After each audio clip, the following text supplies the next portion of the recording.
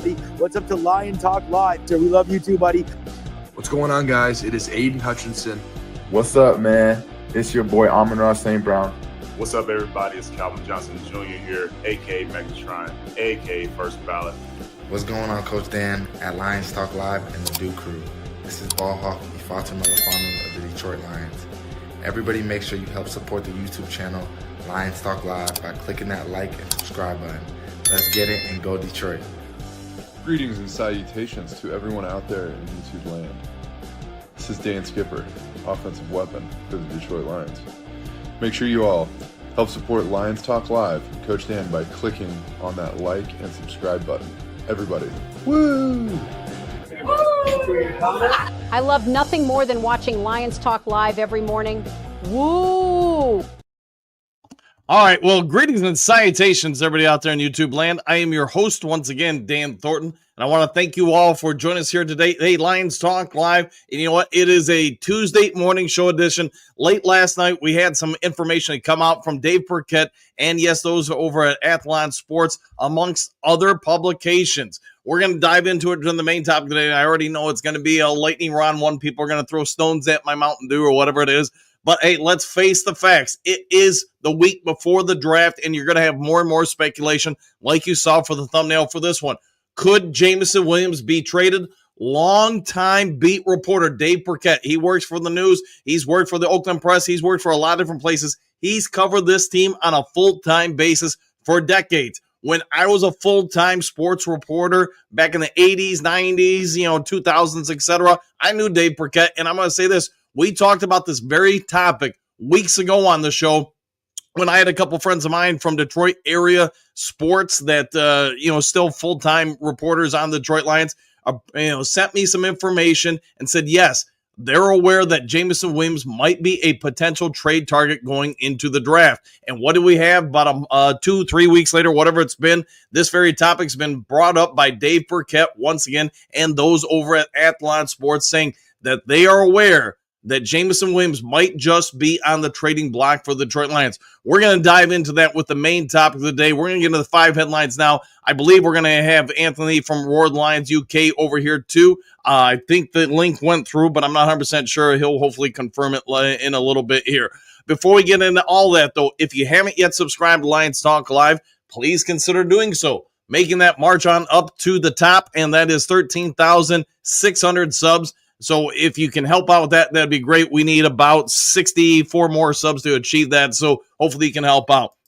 Also, if you have a half second of time, it doesn't cost a dime, reach on down, hit that thumbs up button, hit that like button, hit all the buttons. Go with that, and we try to get every episode of the show between 200, 300, 400 or more thumbs up or likes. One other thing I'd like to say real quick about the main topic today, I don't have an opinion on it. If that's what Brad Holmes and the Detroit Lions think is the best move for the team, then that's what they're going to do. They're not going to listen to you. They're not going to listen to me. I don't want Jameson Williams out here. But Dave Birkett, I'm going to give him credit where credit is due. He's covered this team, and he's done a phenomenal job of it for decades. I think he probably has more detailed, information than the vast majority of people in national media who talk about the Detroit Lions. He talks to these gentlemen. He establishes relationships either with those in front of the mic or those sometimes behind the scenes, as most reporters do, for decades. So he's going to know intimate details of every situation with the Detroit Lions at a far deeper level than the vast majority of people walking on planet Earth.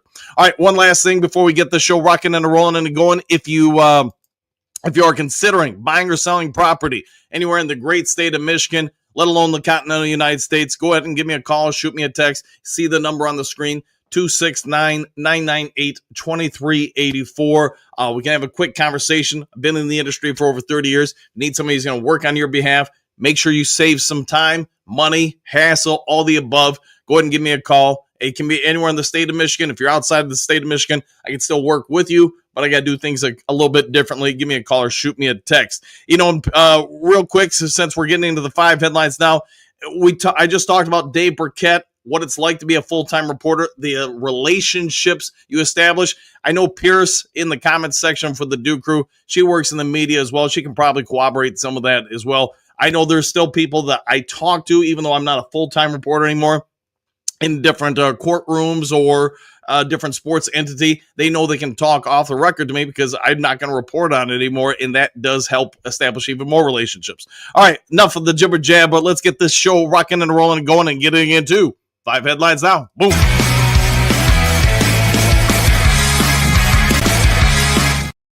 A side note, who's ready for the draft? I am. I want to see what Brad Holmes has got up his sleeves, where he's going with things. Is he really going to trade up to number 1? Is he going to trade down to number 275, whatever it is? Wouldn't that be a bold move? The Lions trade all their draft picks to get the last pick in the draft, Mr. Irrelevant.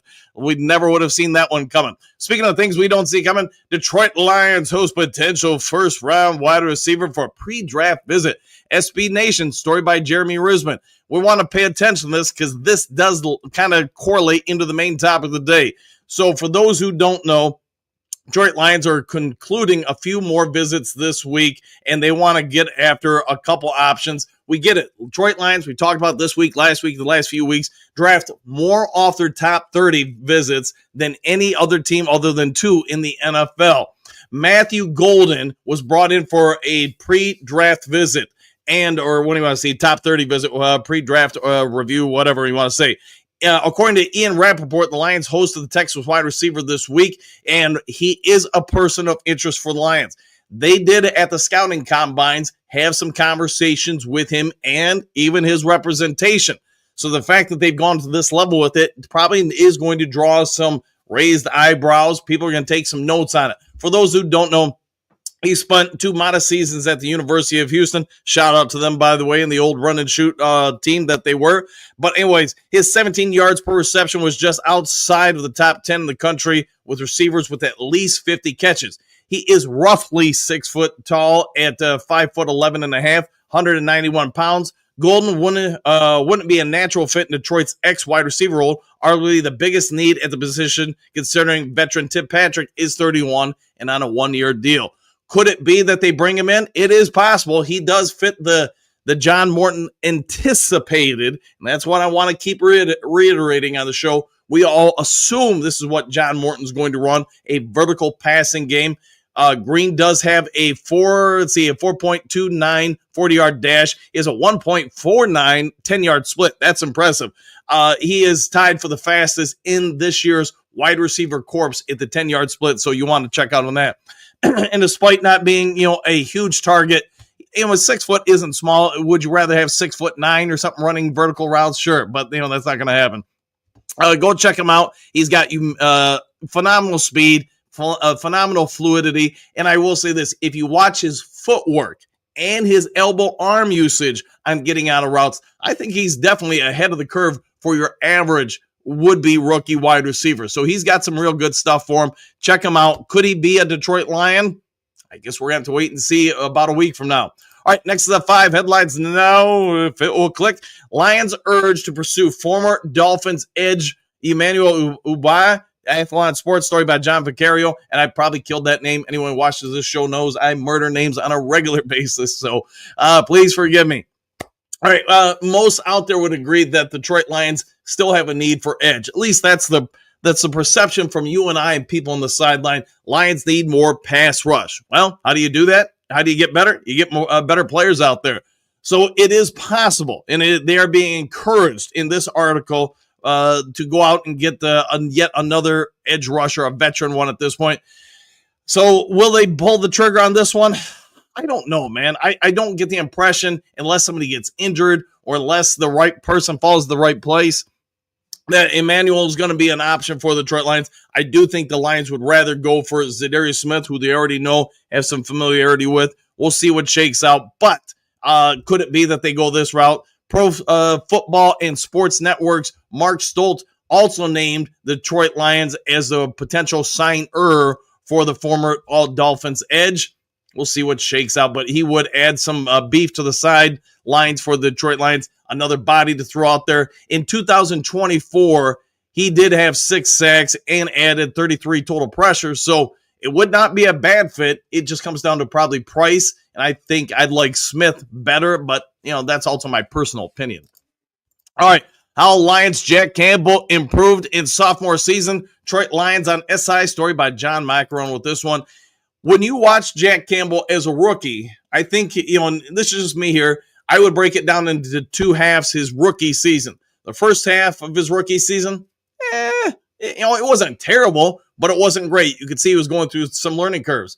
That second half of his rookie season was pretty decent, though. You could see he clearly ascended, figured some things out, had some production, got to the quarterback, broke up some passes. You get it. He improved. The second season, last year, I think he made some real big jumps forward. Apparently, John Macron did a film breakdown of him and thought that, 2024 NFL season was the 10th highest graded player at his position via Pro Football Focus, and that's in regards to Jack Campbell. So there are only 9 linebackers at his position better in the NFL. Can he still ascend higher? I think in year 3, you're going to see him probably get to, using the same metrics, you'll probably see him get to about number 6, maybe 7 on that list, at which point a lot of people didn't like the selection of Jack Campbell at 18 during his draft, but if you got the 6th best interior linebacker, middle linebacker in the NFL, would you be happy looking back?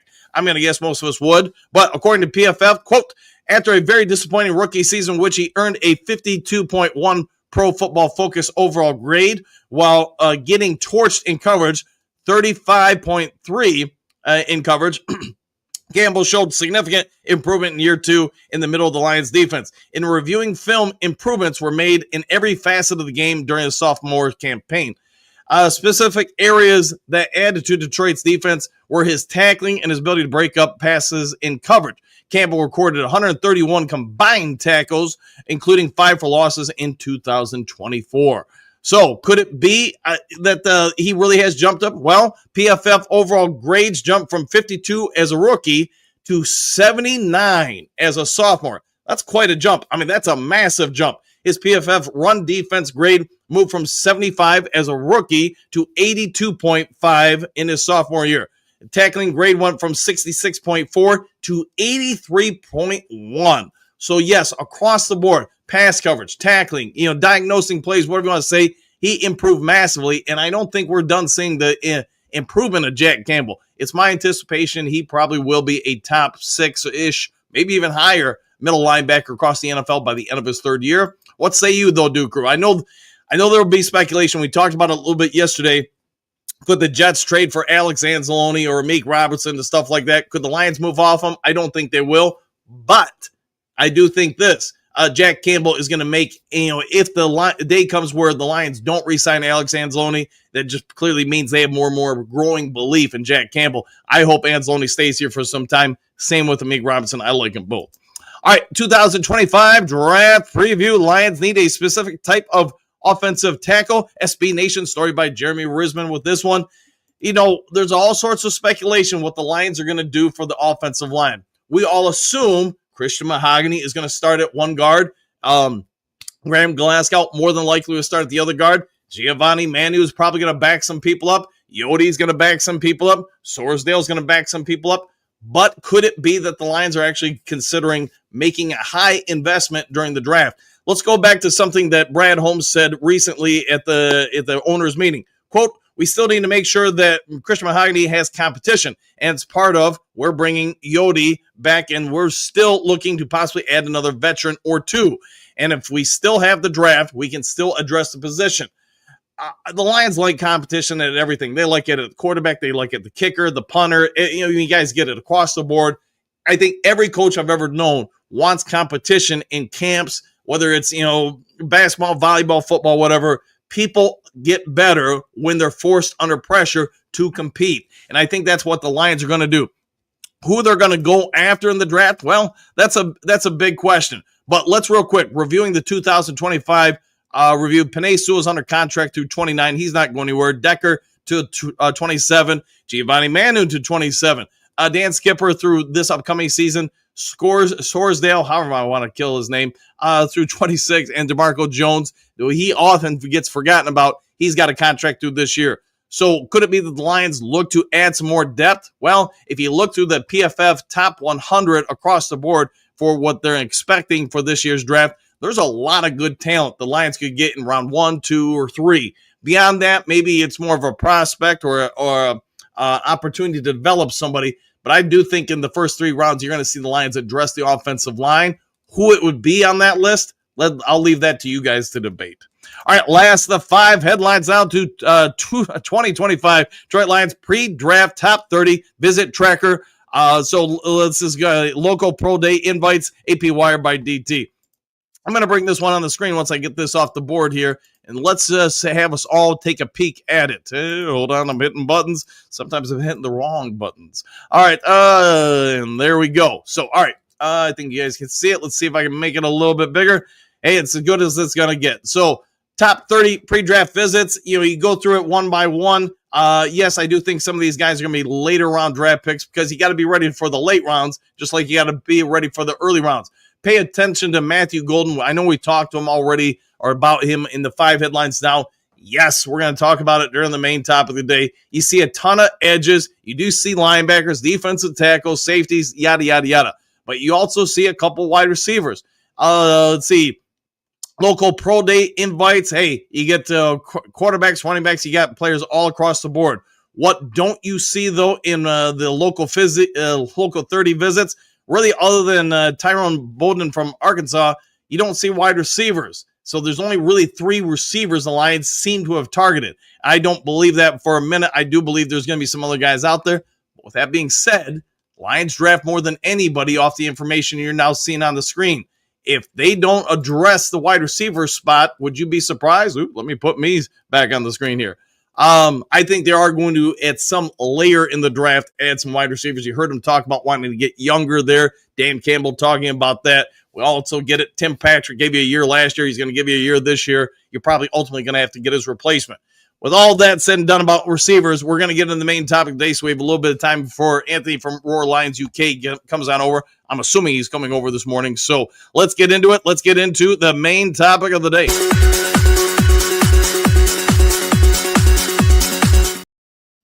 There are going to be some that say, hell no, we won't go. There's going to be others that say, absolutely trade Jameson Williams. Whatever side of the fence you're on, that's up to you. I'm not telling anybody what to think about this. What I am going to say is sort of like during my opening monologue is Dave Birkett knows more about this than probably 95% of people walking on earth. If he's saying it, I'm going to give it a lot more validity than if somebody else says it. Now, also doubling down on that, I guess I'd say, is John Macron also talked about this. You have 2 full-time beat reporters for the Detroit Lions who have done this for a very long time, jumping on board with this. But they're not the only ones. Mike Payton, for those who don't know, he's with A to Z Sports. He's also covered them. I don't know. We'll just say more than 8 years now. Maybe I'm wrong. Maybe it's 5 years. So Birkett's covered the Detroit Lions for, I'm guessing, 20 plus now. John Macron's covered him for a long time. Maybe about that time, although I don't know him as well as Dave Birkett. Dave Birkett, I actually know. So here's what I'm going to say. If they think they've gotten some information on it, there's probably some level to it. So the reports are that Texas wide receiver Matthew Golden could potentially fall to the Detroit Lions at 28. And I'm going to kind of speed through this so we can talk about it in the Duke Crew, yada, yada, yada.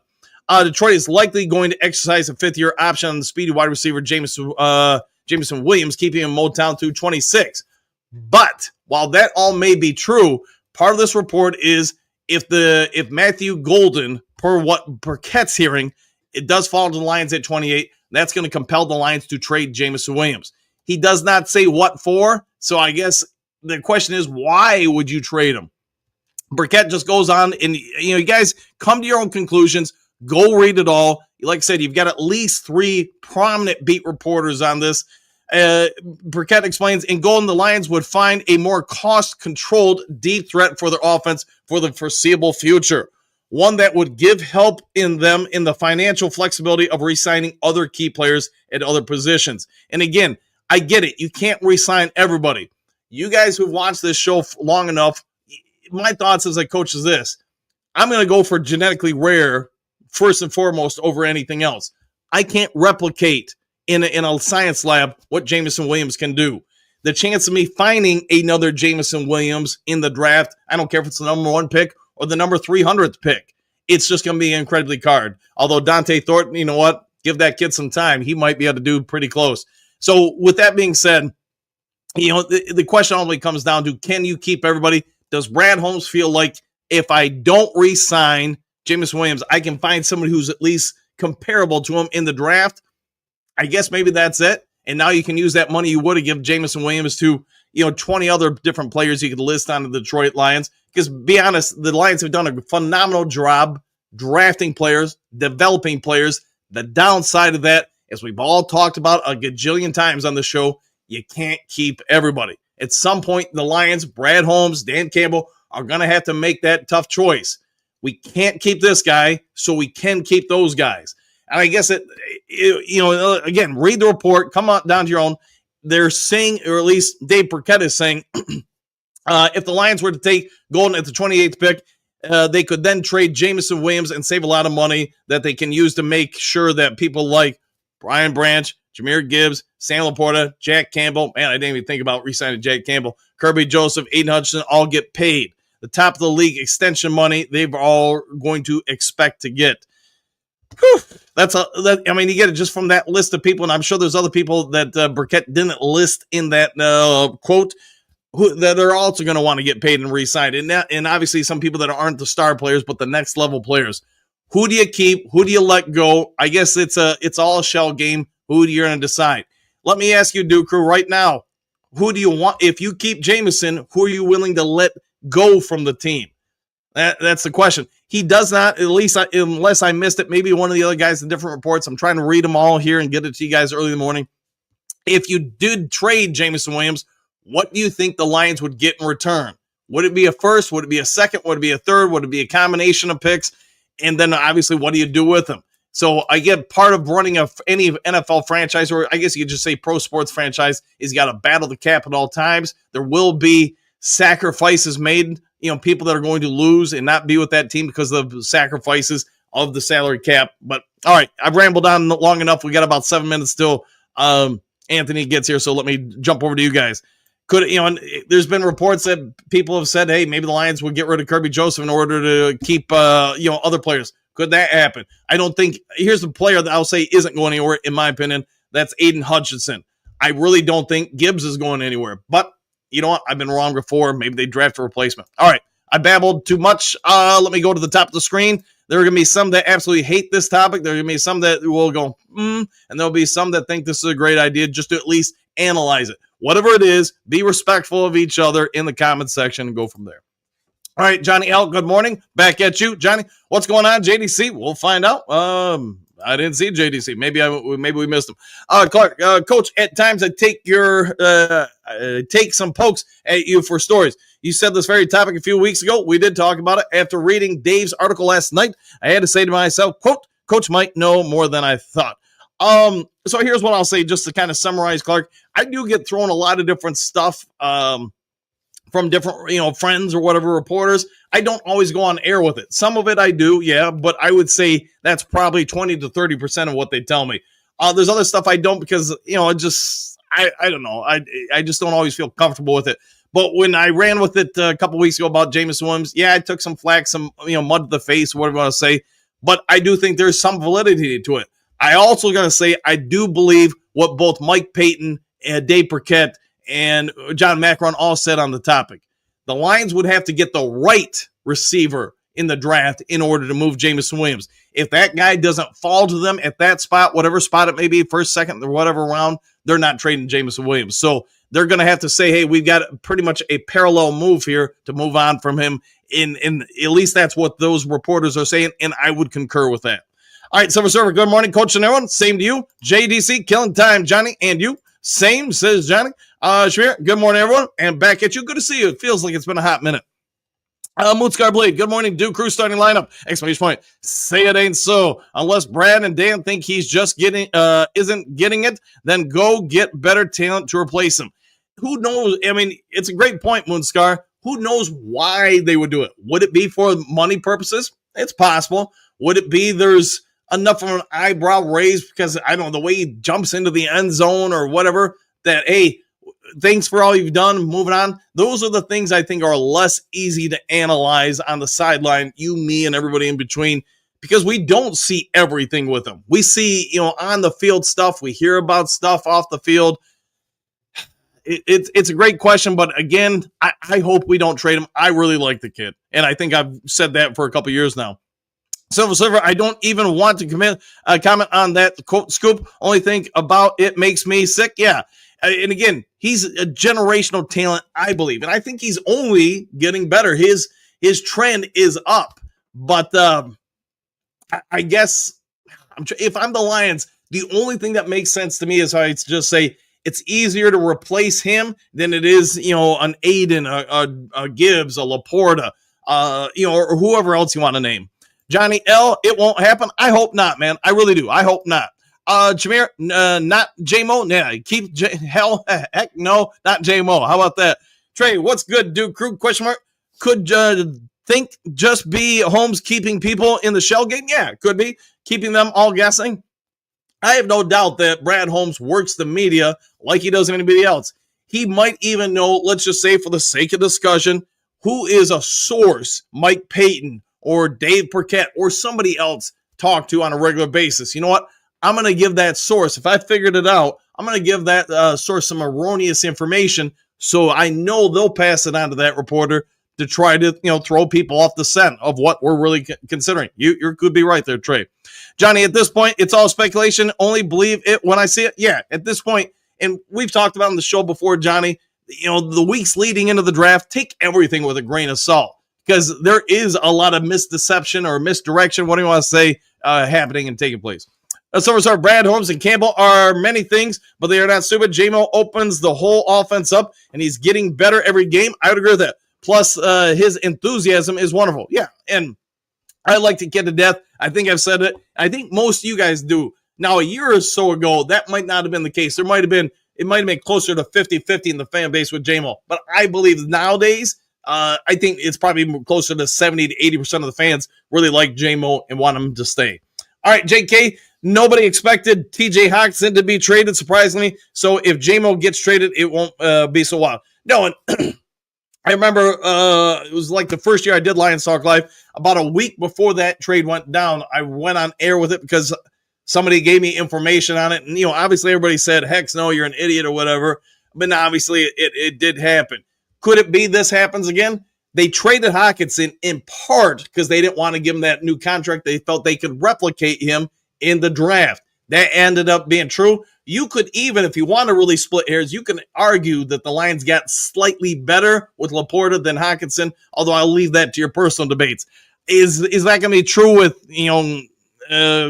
Matthew Golden or some other receiver that they could actually get slightly better than J-Mo? I say no, but I could say that also it may be by year 2, they could be somebody who's near Jameson Williams, and you got a few more years on a rookie deal at that point.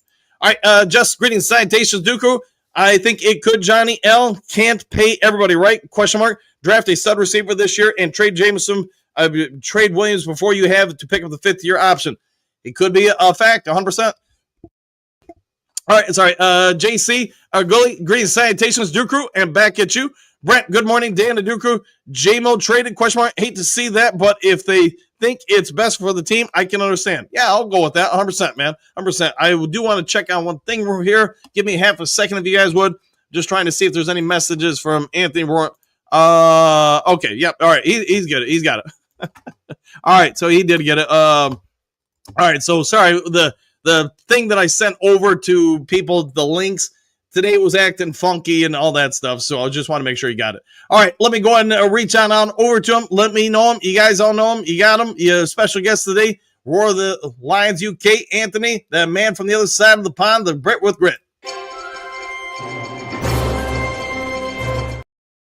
Anthony, we got a bit of a barn burner to get your expert analysis on today. How is your day going, first and foremost? Hey, I'm doing good, thanks, Dan. Hope you're doing well. Don't know about you, but I'm ready for this draft to arrive. I'm done with the speculation. I'm done with everything in front now. Let's get down to the meat and bones of it. Yeah, it is definitely speculation season for sure, man. So, Dave Birkett, I don't know if you know him. I'm assuming if you're a Lions fan, you probably have at least heard of him. Him and a couple other reporters all hit with some information yesterday online that Lions could potentially trade Jameson Williams if the right receiver fell to them at roughly 28. You see this happening in any way, shape, or form? I mean, let's face it, they've not been hit with information so much as they've put 2 and 2 together. You know, a draft prospects visits, and you do the mental mathematics, and you know, it makes sense. As far as Bragg goes, I mean, it's a GM. You don't go into a draft with one plan. You don't have seven players down there on a piece of paper and go, these are the only ones I'm getting. You have 10, 11, 12 scenarios in front of you where you have to take everything into account, and trading players we've got coming up onto possible max deals and league setting deals. Everybody should be on the market. Last week, it was Sam Laporta saying, oh, we might trade Sam Laporta because, you know, we're not going to pay him $25 million a year, which we're going to have to when he's due. And now it's JMO's turn. It's just, you've got to go into a draft with a lot of flexibility. So, you know, if the right guy did fall all the way down and wasn't there, and you see an opportunity to save money on your cap situation going forward, it's an opportunity that you at least have to explore as a GM. Otherwise, you wouldn't be doing your job right, which is why I think they're doing their due diligence on it. No one knows where Tet's going. No one knows who's taking the receiver. So there is a possibility the top receivers fall a little bit. So I think it's nothing more than that. You're doing your due diligence. You are trying to have as many options open to you as possible. Do they do it? No. I don't think they do. And I would be pretty angry if they did it, to be fair. I mean, first of all, if you are going to trade him, he is a young wide receiver with 2 years of cap control left, who's a 1,000-yard receiver and is getting better, and his ceiling's ridiculously high. The package for him has to be huge. I'm not talking 1 first. I'm talking 2 firsts, and potentially more. That is your value. That is his value to this franchise. And I ain't getting rid of him cheap just because of the deal he may have in a few years. But outside of that, I don't want to trade JMO. Right. JMO's a man of the people. You know, he's very, you know, divisive amongst some because he wrecks the goody two-shoes image of the Detroit Lions, and he's not the, you know, the prototype guy that everyone's gotten so fascinated over. But he is literally, if anyone's taken this community on board, if anyone's about people, if anyone's what we are all about, it's him. In Matthew Golden's case, he can't block for love nor money. He can't do. He's nowhere near as good as what Jameson Williams is. Not even close. I'm not getting rid of JMO. I'm keeping him here. He's a superstar weapon. We need the guys like him to go out and win the Super Bowl. So you can do away with it. I don't think they do. I think they're just doing due diligence. So like I say, you've got to have as many routes open in the draft as possible to deal with all variants of situations. And this is just one of the many ones doing. And this is just people putting 2 and 2 together. There's no concrete evidence coming out that this is their number one plan. Right. And I know, I don't remember who said it in the comment section, but somebody said, could it be just Brad Holmes trying to do some misdirection? I think there could be some validity to that. Like your point, though, you're trying to keep all potential or options on the table in front of you in case the right situation arises. If you're Brad Holmes, at least that's what I'm thinking. That being said, you go back a couple years ago, not too many people anticipated TJ Hockenson being traded. You know, if I remember correctly, some of that was they didn't want to give him an extension. Do you feel there's any chance that maybe there's a similar path between what happened with TJ Hockenson and what could potentially happen to Jameson Williams or maybe another Lions player? TJ Hockenson didn't want to be here. That's the big difference. He wanted to go and win, and he said as much when he was done. And where we were at in the rebuild, we're not going to pay him top dollar. Like, when he left, we were at the start of our rebuild, like the very bottom. You don't go paying out max contracts to tight ends when you're right at the beginning of a rebuild. So the situations here are entirely different for Hawk. Letting him go was the right decision. And again, nowhere near as much invested in this franchise as what JMO is. So those are the 2 big ones for me. So I don't see any similarities whatsoever. Obviously, you do have to be careful because you've got so many guys to pay going forward, and it's going to be impossible. You're going to have to get rid of one of them sooner rather than later. But you do run the risk that you can't shoot the gun on these transactions either. Trading out the building hurts your team. You're making your team weaker when you're in a window, and you've got to be careful by pulling the gun on it too quickly. So, no, I don't see no similarities. TJ didn't want to be here. I don't think any of us really wanted him to get paid that much either. Again, it's the situation with JMO. We've got 2 years left to answer this question. We're in no hurry. We don't need to make no rash decisions. Let's just carry on letting him play ball and see whether he has another 1,000-yard season. Because if he does, you probably want to pay him that money. You know, I'd rather pay Jameson Williams $30 million a year than pay Sam Laporta $25 million a year when he's done for a tight end. Like, have this conversation in 12 months and then come back to it. You know, we always talk about it. The Lions during the Brad Holmes era have been one of the best teams in the league when it comes to drafting and developing talent. The downside of that is these guys, once they do kind of grow and mature, they need to get paid. If we had to Scooby-Doo this and say, hey, if the day comes where the Lions can't keep a player, you start looking at some of the guys coming up for contract extensions. Are there any players that you would rather see go? If you had to pick one or two guys to depart the team, who would they be? Sam. And I love Sam, but I'm not paying that sort of money for a tight end, period. Like, you know, you talk about value position and that, and he's the one that's going right away. Outside of that, I'm not sure. I want Brian Branch to be a Detroit Lion for life. I mean, maybe Jack, depending on how Jack does in year 3, but I love Jack. I think Sam's the only one I would say quite confidently that I wouldn't want to pay market-leading money for. The rest of them I would want to keep if we could. The thing is, it can be done, but we've got to start cutting costs. And the most important thing is Brad's day 3 picks have got to start hitting soon. Like Christian Mahogany this year, if you can get him in at left guard, that is 3 years of a 6th-round contract you've got on the books for a starter. That helps massively. You know, having Sorsdal maybe come through and do it as well would be massive. We've got to start hitting on day 2 and day 3 picks, so we're not going to cost the earth, and we've got to get the rookie contracts in there as well. It can be done, and we've got to move off higher price guys. DJ Reader out the door next year. That's fine. That's a big contract gone. Khalif Raymond gone next year. Big contract gone. We've just got to do better at getting the lower price guys in there as well. And there's maybe a situation we can do most of these guys. We've got some older ones who are coming up. You can siphon them out when you're getting the new ones on. But yeah, the day 3 guys are really going to start pulling their weight soon and bear some of this financial burden on the team. No, I'm with you there. And I know earlier in this offseason, there was speculation maybe the Lions trade Kirby Joseph. I don't see that happening. I just think deal's getting done, isn't it? They said the deal's nearly done for Kirby, so in a couple of days he'll be paid. I mean, I hope he stays here. I really like him. Plus, I like the idea that we have the middle of the field as far as the defense. Really, the interior defensive tackles, the linebackers, and now the safeties. They may not be the number 1 guys in the NFL, but I think it's going to be hard to find a better safety combo in the NFL than Branch and Kirby Joseph. But being that now that we're about roughly a week away from the NFL draft, where do you think the Lions ultimately go, or what do they do in the first round? Do they trade up, they trade back, they stay pat, they go for this guy, that guy? I mean, you pay attention to the college ranks more than most content creators. What's your gut instincts telling you a week away?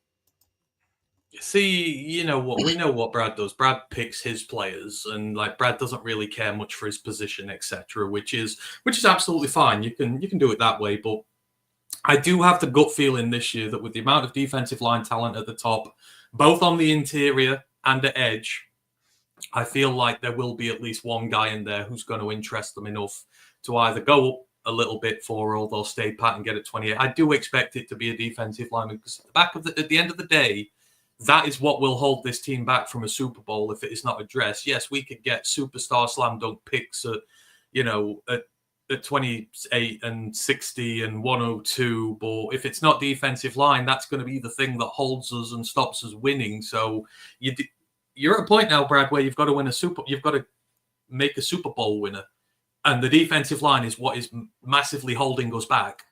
So I would like to think that this will be the year where they fit need and player together, because there are a lot of edges at the top. There's a lot of good interior linemen at the top. At least one of them has to fit what we're about, and one of them is great on their draft boards, and they will go out there and get him, and we can fix that unit and go towards the Super Bowl. So I do fully expect it to be a defensive lineman. I think that'll be the way they go, but I'm just a guy on the internet, so what do I know? All right, so if let's assume it is the lineman, like you say, who are your top 3 options for the Lions to consider? In order, Walter Nolan, Donovan Aziruaku, Nick Skoughton, in that order. If we are going to go to the 3-4-man front as we expect under Kelvin, we need another defensive tackle. We need a really good one, and Walter Nolan's the best one in the class after Mason Graham. And then the edges, Scout and Iziraku, they're the ones I like the best at our position. So, yeah, they're the three I'd take, and I hope at least one of them ends up here. There has, obviously there's speculation whether, I personally don't think Jameson Williams is leaving the building or anything, but, because it is Dave Birkett and John Macaron on it, you do at least have to consider that maybe the Lions are looking to address the wide receiver room. And that's probably something most Lions fans can agree that at some point during the draft, you might target a wide receiver just for more depth development, replace Tim Patrick in a year or two or whatever. Are there any mid or later round wide receivers that you think could be of interest to the Detroit Lions? Ricky White is my absolute draft crush in this scenario. He's the outside receiver from UNLV. I think he fits us to a T. He's absolutely perfect for this team, but I don't know if they've had much contact with him in that. The one I would be quite interested in, Pat Bryant as well, the Illinois wide receiver, the ex-receiver there. I think we need an ex-receiver behind Tim Patrick, and then you develop them this year, and then Tim Patrick goes next year. The big one, though, I think they might look, and I know they've looked at this guy, is Brew McCoy, the Tennessee receiver. Now, him and Amon-Ra came out of Mater Dei the same year at high school. They played at USC together. They know each other very well. He was a high 5-star when he came out of high school. College career's not kind of worked out how they wanted it to. Injuries and problems with his recruiting held him back, but there's a hell of a lot of potential for him there. And if you want someone to sit and grow with someone he knows and respects very well in Amon-Ra who works this room, I would think that there's a very good chance he might be a pick at day 3 and will be much better than that. So, yeah, Ricky White, Pat Bryant, Brew McCoy, they're the three I'd look for to fill that role. Okay. End of the day, when you think that, when you look at what the Lions more than likely are going to do next week in the NFL draft, do you see them doubling down at any positions? We saw it last year with cornerback. You've seen it in other drafts with Brad Holmes. If there's a position we double down at, it would be edge. I want 2 edge players in this draft. I don't care for Marcus Davenport. Get his hurt ass off the roster. I don't care. We need a new big end in there. Pascal, the way he's playing at the minute, I ain't giving him a new deal next year. I'm letting him test free agency and walk. And then after that, you've got a load of rotational mid guys who can come in and do a job, but you've got no one special there. You want to take an edge high in this draft, and then we don't really have many developmental edges in the system either. Again, they're guys off guys off of the practice squads, the street, and that. We need development projects at the edge position. See what you can do with them. Preferably the one I love is Tyler Badie out of BYU. Get him at the start of day 3. You put him in that room as well as another top edge, and I think for me that's where you want to go this year. Edge is definitely the one you double down at, as far as I'm concerned. So with that being said, I mean, like you just pointed out, Lions under Brad Holmes, they've had very successful drafts. The one spot they seem to have struggled the most at is defensive line, whether you want to say defensive tackle or edge. Why do you think that is? I mean, sometimes it's the look of the draw, right? It's, you had your first class, you got Levi and Aleem. Obviously, you've hit big time on Aleem. He's one of the best paid D tackles in the league now. Levi, it was the injuries that have just held him back his entire career, and he's never been able to get going. But we saw a glimpse of what he could be last year. He's here another year, so you think he's done well with that. But then outside of that, I don't know. A lot of his picks have been made about potential and not production. Like with a lot of his other picks, he does take production as well as potential. You look at the line picks he's made. Josh Pascal, nothing great in college. Nothing stood out. He was more of a tweener than anything. And, they sort of played him all over. But he was definitely a development project.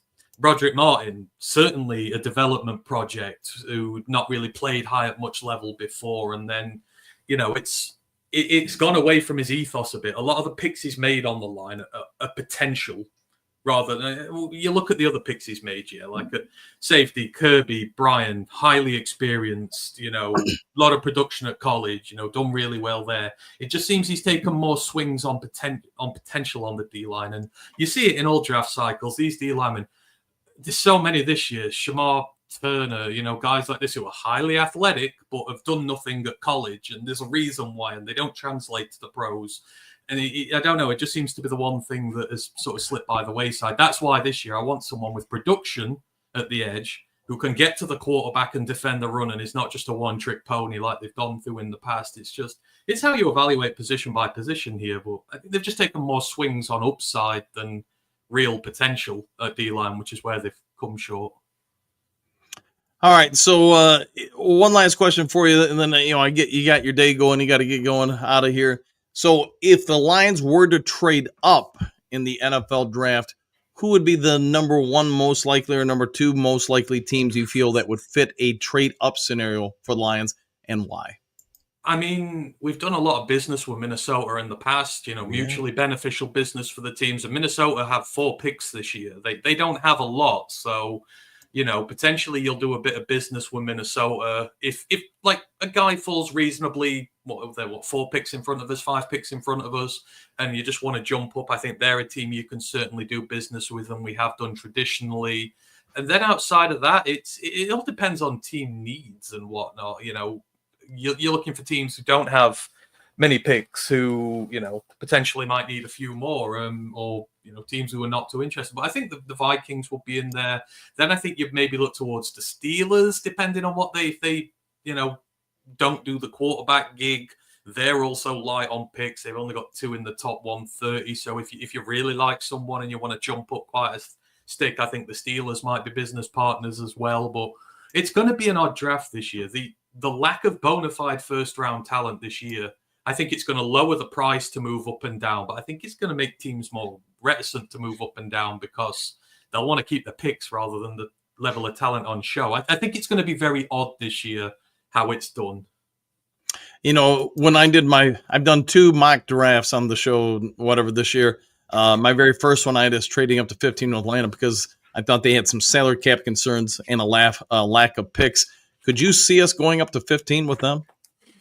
Yeah, we've jumped up high before. It all depends on what player's there and how much Brad wants him. I think there's a possibility that if he's feeling really funky, that he'll try and get up into the top 10. If you want a top tier edge rusher, like one of the elite guys, and not one of the guys who are going to be there at the end of the first anyhow. I think that's completely on the table because, we've been pretty reasonable with our picks. We've got all our firsts in hand. We've got all, if he wants to, I think there's a possibility he'll go up quite high. And I think the odds are he will go up before he goes back. We've already got 7 picks this year. We don't have too many pressing holes on the roster. So we don't need 10, 12 rookies coming in this year. We just need the right group. So if it means giving up a few and going to get out. But I think he will certainly go up rather than down. I think the odds of going back are minuscule. Just because you said that, I'll throw one last thing at you because we talked about it. I think it was yesterday on the show. Ian Rappaport said that he had heard that him and a couple other people speculated or whatever, commented on Detroit Lions trading with the Saints at number 9 because Saints would want Hooker, apparently called about Hooker, both teams swapping picks. And to be honest, when I tried to go to the value chart on it, it wasn't egregious. Lions gave up, and don't hold me to this because I don't have it in front of me, the 28th pick, Hooker. I want to say, I don't know. I want to say they swapped the 60th pick for the 98th pick or something like that. It wasn't egregious. Could you see the Lions moving all the way up to 9? Yeah.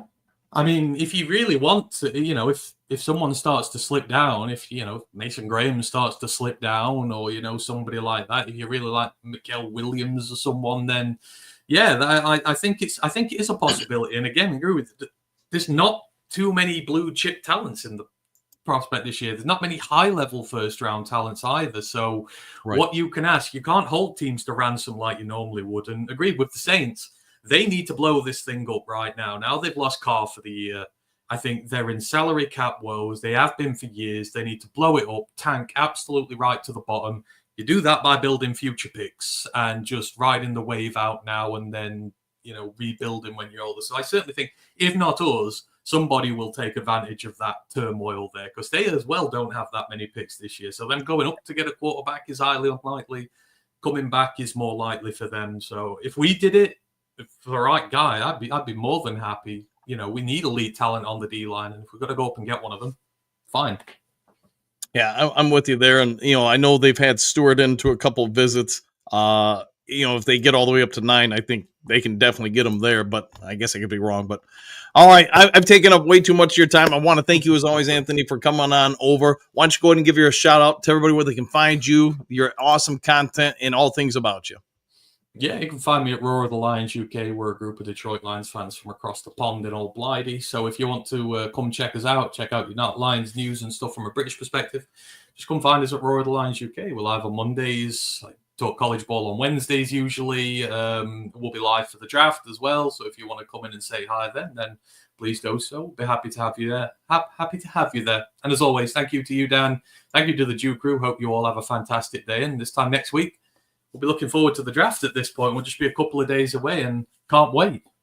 I can't wait either, man. Hey, you go have a great day. And as always, thanks for hopping on the show, man. Hey, no worries. You all take care. See ya. We'll see you now. Bye. All right, we'll get back to you guys real quick before we get going on with the rest of the comment section. One of the tough parts of running a daily show on the Detroit Lions is coming up with things to talk about. I trust Dave Birkett. I trust him because he does this for a living. He's got boots on the ground, kind of scanning through the comment sections while interviewing Anthony. I get a lot of people aren't going to be happy with the idea of trading Jameson Williams. I have no idea if they will. I can only tell you what I heard a couple weeks ago, and now that's being confirmed, those same rumors, by Dave Birkett, John Macarone, Mike Payton, and other reporters that have now come out with it. I have no idea if they're going to trade him. I have no idea if they're not going to trade him. What I can tell you is there's at least something happening out of the Detroit Lions organization and with Brad Holmes where rumors are getting out about it. If that's done intentionally to misdirect, it could be. Could it be actual? We're going to have to wait until the draft to find out. When TJ Hockenson was first told to me to be reported, it was roughly 7 days before it went down. And guess what happened? He got traded. So, I'll say this. Brad Holmes, whatever he decides to do, I'm going to assume that's the right course of action because he's done a phenomenal job leading this team, developing this team. You can't keep everybody, and I guess it comes down to who do you feel like is the easiest to replicate with a rookie. I personally would not pick wide receiver spot. I probably would actually, hate to say it, but I probably would actually pick the tight end position to be a spot I would move on from. And it's no disrespect to Sam Laporta. I just think it's going to be easier to get a rookie to come in and give you meaningful reps at that position than many other positions. I also wouldn't be in any kind of hurry to get rid of Kirby Joseph. Well, I don't like Joseph's entire game. I do think the one thing he does dang well is play single high safety, and I'm going to give him credit where credit's due. Last year, I thought his man-to-man got much, much better. All right, let's get back to you guys. Round out the show before we get on out of here. Great Lakes, we traded way too much to get up and to get J-Mo. My best guess is Kirby is gone, unfortunately. Could be. Frank, no way, Ant-Man. Frank Tank, are you podcasters are talking about salary cap problems? How would you fix that by getting many rookies as you can in the draft? If you bring in rookie contracts, that alleviates a lot of your costs. I personally don't think we should keep 7 rookies on next year's team. I just think the team's too deep. The other side of that, though, Frank, is you bring in those 7 rookie deals and you let go veterans to keep all those guys on the rookies on your team. You are freeing up a lot of cap space. You just better be right about those rookies. Let's see, Great Lakes. I've been saying this a while. This is why they needed to go all in this year. The band can't be together forever. No, you're right, man. And you're seeing it with other teams like the 49ers and yada, yada, whoever else you want to list. At some point, those paychecks come due, and you might not be able to afford all those paychecks. Walt, good morning, Coach Dan, the Duke crew. Woo, back at you. Walt, don't trade J-Mo, please. No, I want to keep him, but it doesn't matter what I want. It comes down to what the organization's going to do. Frank, all real fans, go to the Detroit Lions. This is what all you podcasters say every year about how many first-round picks are in the draft every year. You don't know. Well, Frank, do you know? I guess let us know if you know. I tell you what, Frank and anybody, give us your grades. Give me your grades on the first-round picks. Who is a bona fide blue-chip guy? Who's a meh guy? I'm not saying who is a first-round pick and who isn't. I don't do that. I do it for a living for basketball, but you know what? I can't say I do it for the NFL. So that's not a bad idea, Frank. I think you might have hit the ball in the head there or the home run there. Why don't some of you guys say, hey, in the comment section, Here's the blue chippers. He's absolutely a first-round talent guy. Here's the guys that aren't. Maybe that would be a good, conversation between us all. Dave, I agree, Frank. If they all consolidate all their picks for one player, how do you get your next tight end, wide receiver, and safety to replace the big contracts coming up? Yeah, I'll go with that. Frank, think Detroit Lions roster is short on wide receivers. I concur. Offensive line, linebackers are the only position you have a shot to play on this team. Okay, I'll go with that. I think we do have a lot of linebackers. Michael Kirby, agreed. Brett, hope we can keep J-Mo in the D. DBs hate seeing him on the field. Speed kills. Oh, yeah. I'll go with that. Good call there, Brett. Hoogadoo. Thanks for stopping by, Anthony, from across the pond. The man from the other side of the land. The Brit with grit. Let's see. Moonscar, Great Lakes. I don't think Brad Holmes thinks like that. He's not the type to hold on to his Randy Moss rookie card, spent 20 on just because now it's worth 10, and it might be worth 50 in 4 years. Yeah, I agree with that. Frank, let's see. Williams ain't going nowhere, Brett. We'll find out. Let's see, Brent. Thanks, Andy. One pride worldwide. I concur. Brent, hope you are right, Frank. JDC, Dre Ford's rocks, and he rolls. Moonscar, fun topic. We'll see how it plays out in real time, real life soon enough. Agreed. Frank, take the most easiest position to replace the NFL, wide receiver. I'll go with that, maybe. Let's see. Famous camp goes up, so they will keep him, just add void years, get more guaranteed money. Yeah, that could be what they do. 100% famous. Frank Tink, it all depends on Jameson Williams after next year. If he gets greedy, he won't be here. If he stays humble, he will be here.